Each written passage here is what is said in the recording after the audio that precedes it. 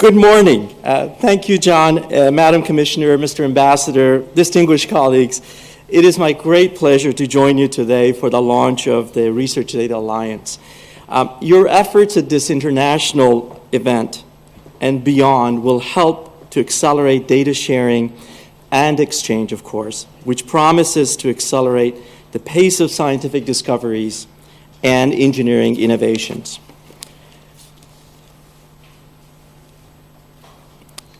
I think we all recognize that advances in information technologies are transforming the fabric of our society. And data represents a transformative new currency for science, engineering, education, and commerce. We are in a period where it's been called the era of data and information. It's enabled partially by modern experimental methods and observational studies, large-scale simulations, scientific instruments such as telescopes and particle accelerators, internet transactions, email, video, images, click streams, not to mention pervasive deployment of sensors all around us in our environment, in our critical infrastructure such as bridges and smart grids, and in our homes, even on our clothing, and some implanted in our bodies, as it turns out. The era of big data is characterized not only by the volume and the velocity of its generation, but also by heterogeneity, diversity, and complexity of the data. In fact, we are drowning in data tsunami. You heard several examples already from colleagues who are here. For example, Sloan Digital Sky Survey in 2000 collected more data in its first few weeks than had been collected in the entire history of astronomy. The proposed LSST telescope will generate 40 terabytes of data nightly. It's estimated that only 5% of the information that we have today is structured, that is, in a standard format of numbers and words and so on. The rest is unstructured. As data gathers at an ever-increasing, I should say, rate across all scales and complexities, there are enormous opportunities to harness data, to extract knowledge from them, and to provide powerful new approaches to drive discovery and decision-making. And equally important, to make increasingly accurate predictions based on data. This has several ramifications. It has transformative implications for commerce and for economies. Second, data has the potential to solve most and many of our societal challenges, as Mr. Ambassador referred to already, in science, in education, in environment, sustainability, in medicine, in commerce, and national defense and cybersecurity. Third, advances in our ability to store, integrate, extract meaning and information from data are critical to accelerating the pace of scientific discovery. Every field of scientific discovery and engineering innovation is impacted by that, of course. This new era of science and engineering is anchored by two ideas, or two major observations. One is the new era of observation, and the other is the new era of data information. This categorization, as it turns out, cuts across every field of science and engineering, including social science and humanities. At one extreme, what you have is in the new era of observation, we have large-scale experimental tools and infrastructures, for example, telescopes in Chile or Hawaii, that have the resolution, scope, and the bandwidth to capture the outer edges of the solar system and universe. So we're talking about a scale on the order of billions of light years. At the other extreme, we see researchers that explore phenomena at nano, pico, and femto scales. This experimental capability, combined with advances that we've seen in computational approaches and data-enabled approaches, software and hardware, gives us an infrastructure to develop new knowledge at a level that we could not have foreseen even a few years ago. And of course, when you add to that theoretical capabilities, it's limitless. Furthermore, we now see new opportunities with technology. Consider for a moment citizen science. Take iPad, for example. You can envision the possibility of a middle school child anywhere in the world having access to data in real time that's coming out of hundreds of millions of dollar facility that may be invested by a science agency, such as the National Science Foundation. This child could participate in an experiment in which the child can actually gather data where he or she lives. That's one example of citizen science. This is truly an exciting new era of observation. Of course, the new era of observation has led to unprecedented amount of data and information. So what does this mean for scientific discovery?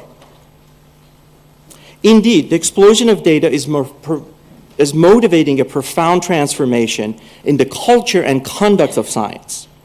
Data has fueled a paradigm shift in scientific discovery, from hypothesis-driven to data-driven discovery.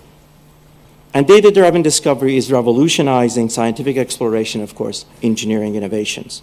From new insights about protein structure, biomedical research, clinical decision-making, and climate modeling to new ways to mitigate and respond to natural disasters and develop new strategies for effective learning and education.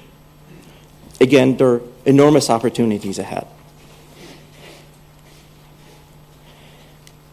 And not only will data help us with learning and workforce development, we also need people with the skills to analyze and understand and make decisions based on large, diverse, and complex data sets.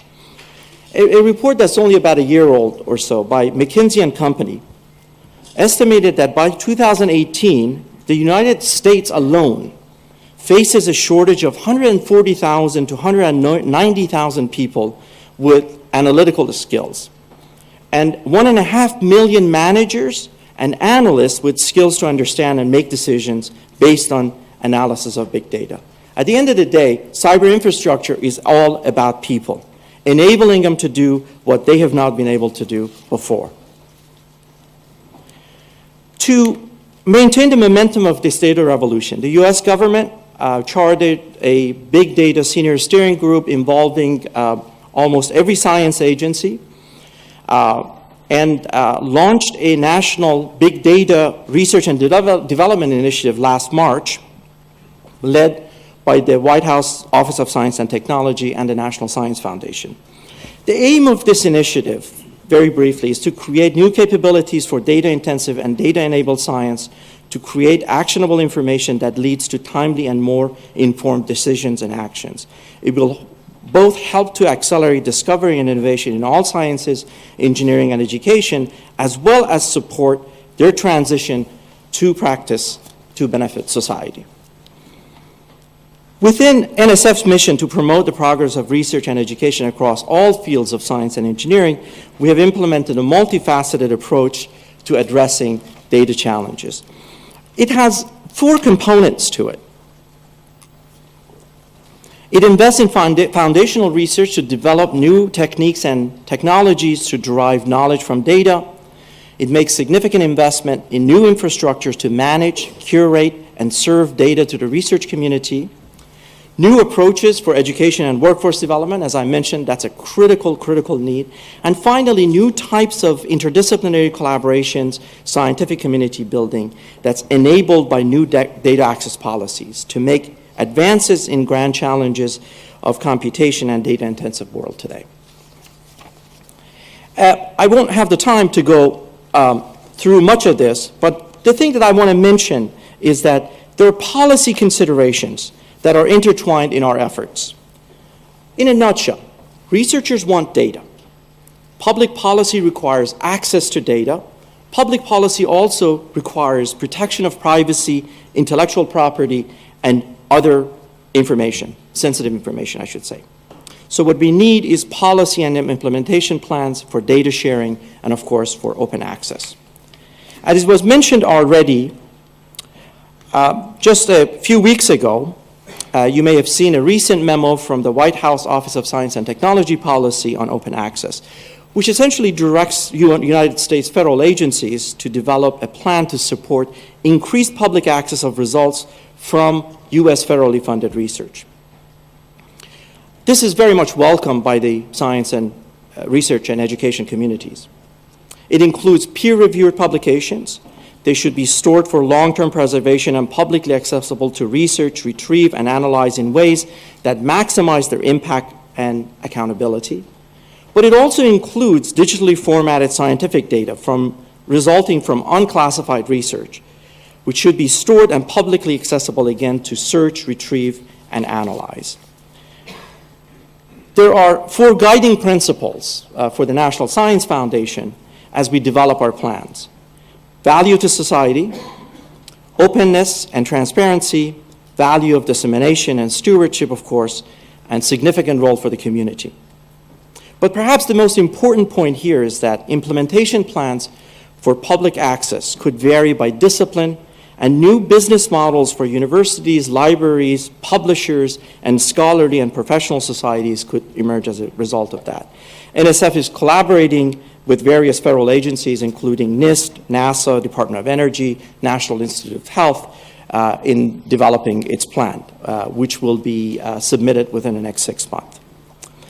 In closing, data represents unprecedented opportunities to accelerate scientific discovery and innovation.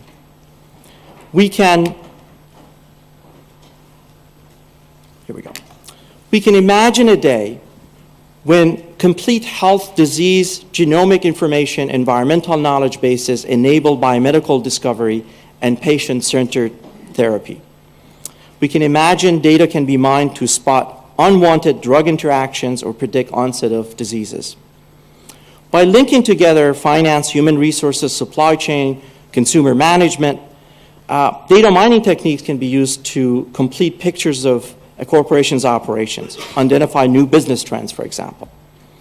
They can accelerate high-resolution models supporting forecasting and measurement and management of increasingly stressed watersheds and ecosystems. Consumers, in fact, may have information they need to make optimal energy consumption decisions in their homes or in their cars. We can imagine a day where accurate prediction of natural disasters such as earthquake, hurricanes, tornadoes enable life-saving and cost-saving preventative actions. Our cyber-enabled world could be safe, secure, and private, at the same time enabling essentially assured access to critical infrastructures and online information. And perhaps what's truly exciting is the impact on education and learning. Students and researchers one day will have access to intuitive tools to view, understand, and learn from publicly available large scientific data sets. And our teachers and educators use students' performance analytics to improve learning and enhance assessment, of course. But we need to recognize one thing. Global science and engineering requires global action. Who will develop policies and ensure compliance for shared and collaborative global scientific enterprises? How do we organize, integrate, distribute, and store big data so information generation does not streak too far ahead of information curation? How do we create policies to protect privacy, confidentiality, intellectual property rights, while providing access to knowledge bases and critical infrastructures? And how will institutions and individuals participate in global enterprises while addressing national and local needs? These are very important questions. Realizing the enormous potential of data requires a long-term, bold, sustainable, comprehensive approach, not just by one nation or one region, but by a collaborative partnership across the globe. I look forward to the efforts of this meeting and the future efforts of RDA, coordinating and developing a framework to accelerate global data-driven research, discovery, and innovation. And final comment for you is that your work here on the development and adoption of common tools, standards, best practices, policies, and cyber infrastructure for data sharing is so critical and so important. For that, I thank you. so much for coming. Thank you very much indeed, Farnam. As you were speaking, there are two things resonated with me, two of which I'd quite like to share. The first, you started off talking about middle school children having access to this information. There's a downside to this, and I see it in my own association of Commonwealth universities, where over 2/3 are in developing countries. There are certain countries in Africa where the academic staff, only 4% have a PhD. And the students are accessing information from all around the world and almost humiliating the staff because they're unable to cope with it. And so there are some wonderful sides, but there is also a sociological side that we've also got to deal with when you get into this dynamic. And one of the things I'm working on quite a lot at the moment is in that. The other thing is you mentioned about publishing. I know we've got some publishers here. It's obviously going to affect the way they operate quite considerably, and I think we're going to be in the melting pot for some time. It'd be good to hear from them as we go through. So thank you very much indeed.